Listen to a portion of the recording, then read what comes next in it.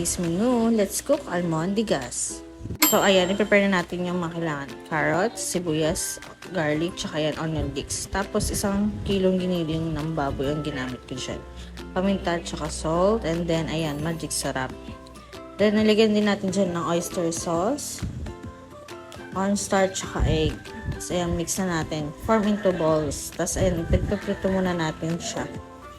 Na after nyan, isi-set aside natin yan. Then, magigisa tayo ng garlic.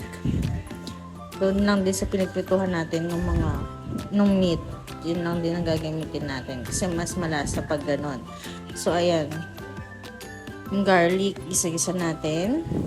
And then, lagyan na din natin dyan so, ayan, nalagyan natin yung sibuyas. Then, gisa-gisa natin siya hanggang sa maging okay siya. Lumabas yung flavor nila.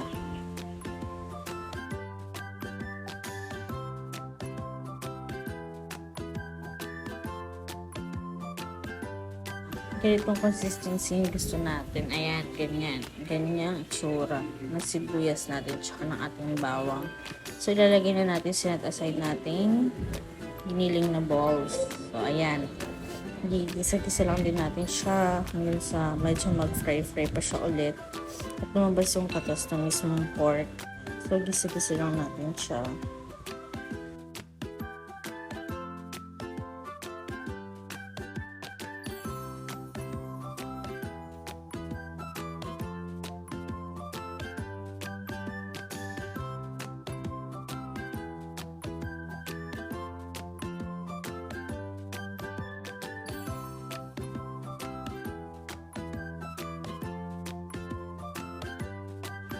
So, ayan, nalagyan natin siya ng tubig. Kasi alam natin kumulo. Lagyan natin ng paminta powder. Then, naglagay na din ako dyan ng 6 na kutsarang patis. Ayan. Tapos, naglagay na din ako dyan ng isang buong chicken or cubes. Ayan, para lumasa. Mas malasa ang ating sabaw. So, nagay ko na din dyan yung noodles. Haluin lang natin para hindi siya magdikit-dikit. So, pag naluto na din yan, kumulo na at okay na. Naluto na ang ating almondigas.